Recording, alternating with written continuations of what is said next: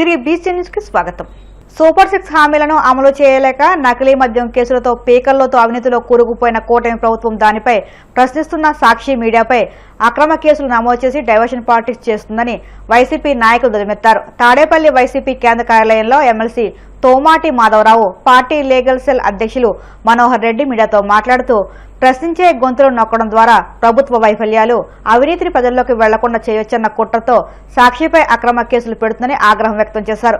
నకిలీ liquor, medical కాలేజీల ప్రైవేటీకరణ అంశాల్లో కూటమి ప్రభుత్వం అడ్డంగా దొరికిపోయిందని, దానిపై ప్రజలకు సమాధానం చెప్పుకోలేక వార్తలు రాసిన జర్నలిస్టులపైన నకిలీ లిక్కర్ తయారు చేశారని అక్రమ కేసులు పెడుతున్నారని దుమ్మెత్తారు.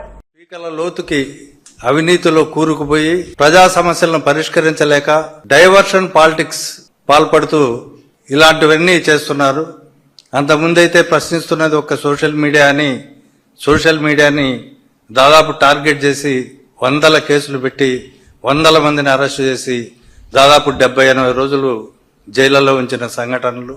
సాక్షి పత్రిక పైన అంటే ఆర్టికల్ 19 ప్రకారం రాజ్యాంగం కల్పించిన హక్కు, వాక్ స్వాతంత్రం, స్వేచ్ఛ, నీతి నిజాయితీగా నిర్భయంగా మాట్లాడే పరిస్థితి రాజ్యాంగం కల్పిస్తే ఈ ప్రభుత్వం చేస్తున్న తప్పులను ఎండగడితే వారిపైన కేసులు, నిస్సిగ్గుగా అసలు సాక్షి కార్యాలయపైన రాష్ట్ర వ్యాప్తంగా దాడులు చేయడం మనం చూసాం. ఇంతకుముందు లిక్కర్ స్కామ్ కేసులో సాక్షి ఎడిటర్ ధనుంజయ రెడ్డి ఇంట్లో ఉన్నారని చెప్పే ఉద్దేశంతో సర్చ్ వారెంట్ లేకుండా అర్ధరాత్రి పోయి దాడి చేసి నానా హంగామా సృష్టించారు. ఇప్పుడు నెల్లూరులో కల్తీ మద్యం తాగి ఒక అతను చనిపోయాడని రాస్తే ఎడిటర్ పైన, నెల్లూరు సాక్షి బ్యూరో ఇన్ఛార్జ్ పైన కేసులు పెట్టడమే కాకుండా ఒక కాంట్రిబ్యూటర్ని వాళ్ళ ఇంటిపైన దాడి చేశారు. ఏంటంటే కారణం అతను కల్తీ మద్యం అమ్ముతున్నాడని చెప్పి ఒక ఆరోపణ చేసి. అంతకుముందు కూడా మనం చూసాం, సోషల్ మీడియా కార్యకర్తలపైన గంజాయి కేసు పెట్టడం, హైకోర్టు చీవాట్లు పెట్టడం, సిబిఐకి ఎంక్వైరీకి ఇవ్వడం. వీళ్ళు స్వామి భక్తి చాటుకునేదానికి రాజకీయ నాయకుల మాటలు విని వాళ్ళ అడుగులకు మడుగులొత్తుతూ తమ విద్యుక్త ధర్మాన్ని మర్చిపోయి కాకి డ్రెస్సును పక్కన పెట్టి పసుపు డ్రెస్సులో చాలా దారుణంగా వ్యవహరిస్తున్న సంఘటనలు జరుగుతున్నాయి. 5 సంవత్సరాలు జగన్మోహన్ రెడ్డి గారి ప్రభుత్వంలో ఈనాడు, జ్యోతి, TV5, తర్వాత ఈటీవీ, ఇవన్నీ కూడా విష ప్రచారం టన్నుల కొద్దీ జగన్మోహన్ రెడ్డి గారి పైన, వాళ్ళ కుటుంబం పైన, ప్రభుత్వం పైన విషం కక్కితే ఆ రోజు జగన్మోహన్ రెడ్డి గారి ప్రభుత్వం ఎక్కడ పత్రికలపైన కేసులు పెట్టలే, లేకపోతే పత్రికా కార్యాలయాలపైన దాడులు చేయలే అధికారంలో ఉన్నప్పటికీ. కానీ ఇవాళ జరుగుతున్నది దానికి విరుద్ధంగా ఈ ప్రభుత్వం ప్రశ్నించే గొంతుకులన్నింటినీ అణిచివేయాలనే ఏకైక ఉద్దేశంతో ముందుకు పోతా ఉంది. వీళ్ళు అబద్ధాన్ని ఎంత వేగంగా ప్రచారం చేసి ప్రజల మైండ్లో ఎక్కిస్తారో మనకు అర్థమవుతుంది. ప్రజలను ఎలా రక్షించాలా, పౌరకులను ఎలా కాపాడాలా, తర్వాత ఈ రాష్ట్రాన్ని ఎలా అభివృద్ధి చేయాలా, ఈ రాష్ట్రంలో ఈ ప్రభుత్వం ఏ మంచి పనులు చేస్తే, ఏ పథకాలు, ఏ సంక్షేమ పథకాలు అందిస్తే, ఏ అభివృద్ధికి నిధులు కేటాయిస్తే ఈ రాష్ట్రం బాగుపడుతుందో ఆ వైపు ఆలోచన మాని 24 గంటలు కుట్రలు, కుతంత్రాలు, ప్రత్యర్థి పార్టీని నామరూపాలు లేకుండా చేయాలని చెప్పి, తర్వాత ప్రశ్నించే వారి గొంతు నిలుమివేయాలని చూస్తే కాలగర్భంలో కలిసిపోతావు, జాగ్రత్త అని చంద్రబాబు గారిని హెచ్చరిస్తున్నారు. మీరే చెప్తా ఉన్నారు, లేని మద్యం కుంభకోణాన్ని ఒక దాన్ని సృష్టించాలనే భ్రమల్లో దాంట్లో భాగంగా మీరు ఎన్నో రోజులు మీ ప్రయత్నాలు చేశారు. కానీ ఒక్కసారి కూడా ఎక్కడ కూడా కోర్టుల్లో మీరు దాన్ని నిరూపణ చేయలేక ఈరోజు మీరు దాన్ని పక్కన పడేసే పరిస్థితికి వచ్చిన పరిస్థితుల్లో భగవంతుడే చూపించాడు. ఈరోజు మీకు రాష్ట్రంలో మద్యం ఏరులై పారుతా ఉంది. ఈరోజు కల్తీ మద్యం అనేది వాస్తవం.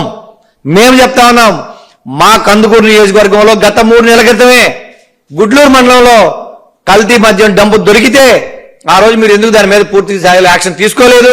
ఇది ఎక్కడి నుంచి వచ్చింది, దీని మూలాలు ఏంటనేది మీరు ఎందుకు ఆ రోజు లోతుగా కానీ వెళ్ళుండుంటే ఈ రోజు ఈ పరిస్థితి వచ్చేది కాదు.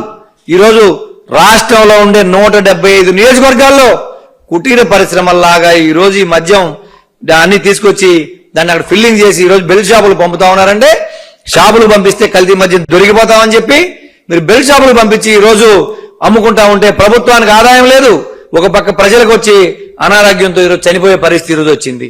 మీడియా దృష్టి తీసుకొచ్చినా లేకపోతే బయట ఎవరైనా మాట్లాడినా వాళ్ళ మీద అక్రమ కేసులు పెట్టి జైల్లో వేస్తామని చెప్పి ఒక భయభ్రాంతం గురి చేయడానికి మీరు ఈరోజు ప్రయత్నం చేస్తా ఉన్నారని చెప్పి మేము చెప్తా ఉన్నాం. ఇంతకంటే నీచమైంది ఇంకొకటి లేదు.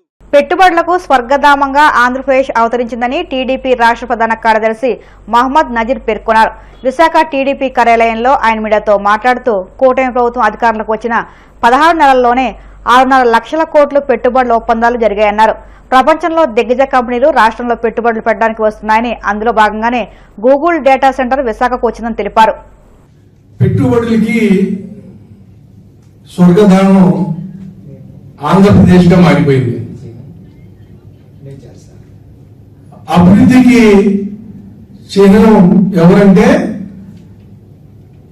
నారా చంద్రబాబు నాయుడు గారు. ఈ మాటలు నేను ఎందుకంటున్నానంటే మొత్తం భారతదేశంలో ఎన్ని రాష్ట్రాలు ఉన్నా సరే మా ప్రభుత్వం వచ్చి 16 నెలలైంది. మా నాయకుడు నారా చంద్రబాబు నాయుడు గారు కానీ అలాగే మా యువ నాయకులు నారా లోకేష్ గారు కానీ గడిచిన 16 నెలలు మా ప్రభుత్వం వచ్చి ఈ 16 నెలల్లో దాదాపు 6.5 లక్షల కోట్ల రూపాయలు పెట్టుబడి ఒప్పందాలు. దయచేసి మీరు మరొకసారి చెప్తున్నా, 16 నెలల్లో 6.5 లక్షల కోట్ల పెట్టుబడి ఒప్పందాలు చేయడం జరిగింది. సామాన్య విషయం కాదండి. 6.5 లక్షల కోట్లు. తద్వారా ఎన్ని అభివృద్ధి కార్యక్రమాలు జరగబోతున్నాయి, ఎంతమందికి యువతలు ఎవరున్నారో చదువుకున్న వాళ్ళకి మన రాష్ట్రం వదిలి వేరే రాష్ట్రాల్లో 25,000కి 30,000కి ఉద్యోగాలు చేసుకోవడానికి వెళ్ళి తల్లిదండ్రులకి ఇబ్బంది పెడుతూ, కుటుంబానికి ఇబ్బంది పెడుతూ, బాధలు పడుతూ పడే విషయాలు మనం ఎన్నో ఈ సమాజంలో మనం చూస్తున్నాం. వాటన్నిటికీ పులి స్టాప్ పెడుతూ మన ప్రాంతంలోనే అనేక అభివృద్ధి కార్యక్రమాలు చేస్తూ అనేక కంపెనీల్ని ఆహ్వానిస్తూ, అది కూడా సామాన్య కంపెనీలు కాదు, దేశంలోనే పేరున్న కంపెనీలు కానీ అలాగే ప్రపంచంలో పేరున్న కంపెనీలు కానీ వాళ్ళని ఒప్పించడం ఆషామాషి విషయం కాదండి. మీరే కావాలంటే ఒక మంచి వ్యాపారస్తుడు 1 కోటి రూపాయలు లేదా 50 లక్షల రూపాయలు లోన్ కావాలని బ్యాంకులు అడిగితే అంత సులభంగా దొరకని రోజులు ఎన్నో ఆపసోపాలు పడాలి. అలాంటిది మన రాష్ట్రంలో నారా చంద్రబాబు నాయుడు గారికి నమ్మి మన రాష్ట్రము అభివృద్ధి దిశగా పోయింది. ఇక్కడ ప్రజలు ఎంతో మేలు చేసే ప్రజలు, వీళ్ళకి మనం మన పెట్టుబడుల ద్వారా చేయూతనిద్దామని అనేక కంపెనీలు వస్తున్నాయి. మీరు షాప్కి వెళ్ళి పుట్టి మీరు డేటా కావాలా లేకపోతే కేవలం కాల్స్ మాట్లాడటమే కావాలంటే డేటాతో కాల్ కూడా కావాలంటే అని అంటాం, డబ్బులు పెరుగుతాయి. అలాంటి డేటా సెంటర్ని గూగుల్ మన దగ్గర రావటం నిజంగా మనస్ఫూర్తిగా నారా చంద్రబాబు నాయుడు గారికి, నారా లోకేష్ గారికి నేను ఈ రాష్ట్ర పౌరుడిగా, ఆయన పార్టీలో ఒక కార్యకర్తగా మనస్ఫూర్తిగా అభినందిస్తున్నా. ఎందుకంటే 131,000 కోట్ల రూపాయలు, ఎంతంటే 131,000 కోట్ల రూపాయలు పెట్టుబడులు 5 ఏళ్లలో, రాబోయే 5 ఏళ్లలో పెట్టబోతున్నారు. తరువులో 200 ఎకరాలు, అడవివరంలో 120 ఎకరాలు, రాంబిల్లి అచ్యుతాపురంలో 160 ఎకరాలు, మొత్తం కలిపితే 460 ఎకరాల్లో అటుపక్క అనకాపల్లి జిల్లా, ఈస్ట్ గోదావరి కానివ్వండి, ఇటుపక్క విశాఖపట్నం, విజయనగరం, అలాగే శ్రీకాకుళం వాళ్ళకి కానివ్వండి, ఇక్కడ ఉన్న చదువుకున్న పిల్లలందరికీ ఎవరు బాగా చదువుతారో వాళ్ళకే ఊహించని రీతిలో జీతాలు వచ్చేలాగా, వాళ్ళ ఇళ్లకాడే ఉండేలాగా, వాళ్ళ తల్లిదండ్రులు కళ్ళ ముందరే ఉండేలాగా ఉద్యోగాలు చేసుకునే అవకాశాలు వాళ్ళు కలిగించబోతున్నారు. విశాఖ సిపి శంకరప్రత బాగ్చే ఆదేశాలతో టాస్క్ ఫోర్స్ పోలీసులు దీపావళి మందుగుండు తయారీ కేంద్రాలపై మెరుపు దాడులు చేశారు. ఎటువంటి అనుమతి లేకుండా అక్రమంగా బాణాసంచా నిల్వలు కలిగి ఉన్నారనే విశ్వసనీయ సమాచారంతో వారిని అదుపులోకి తీసుకుని బాణాసంచా సామగ్రి ముడి సరుకును స్వాధీనం చేసుకున్నారు. Newport police station, Gajuwaka police station పరిధిలోని హైస్కూల్ రోడ్ ఏరియాలో నివాసం ఉంటున్న బొద్దు గాంధీ వద్ద ₹1,00,000 విలువైన సామగ్రిని స్వాధీనం చేసుకున్నారు. బాణాసంచా నిల్వలు, దుకాణాల ఏర్పాటు, అమ్మకాల్లో నిబంధనలు అతిక్రమిస్తే చట్టపరమైన చర్యలు తీసుకుంటామని హెచ్చరించారు. శ్రీశైలం మహాక్షేత్రంలోని పాతాళగంగ మెట్ల వైపు చిరుతపులి మృతి చెందిన ఘటన వెలుగులోకి వచ్చింది. పాతాళగంగ మెట్లకు పక్క వైపున చిరుతపులి మృతదేహాన్ని స్థానికులు గుర్తించారు. చిరుతపులి మృతికి కారణంపై అధికారులు విచారణ చేపట్టారు. వార్తలు ముగించే ముందు ముఖ్యాంశాలు మరొక్కసారి. మంగళగిరి క్యాంపు కార్యాలయంలో డిప్యూటీ సీఎం పవన్ తో ఏపీ పంచాయతీ సెక్రటరీస్ అసోసియేషన్ ప్రతినిధులు భేటీ, పలు కీలక అంశాలపై చర్చ. Tata Hitachi dealership showroom, machine care ఫెసిలిటీని ప్రారంభించిన మంత్రి లోకేష్. అన్ని రంగాల్లో ఏపీ నెంబర్ 1 గా ఉండాలన్నదే కూటమి ప్రభుత్వ లక్ష్యమని వ్యాఖ్య. కూటమి ప్రభుత్వాన్ని అస్థిరపరచడానికి వైసీపీ నేతలు రాష్ట్రంలో కల్తీ మద్యం తయారీకి పాల్పడ్డారు. తీవ్ర స్థాయిలో దుమ్మెత్తిన టీడీపీ పొలిట్ బ్యూరో సభ్యులు వర్ల రామయ్య.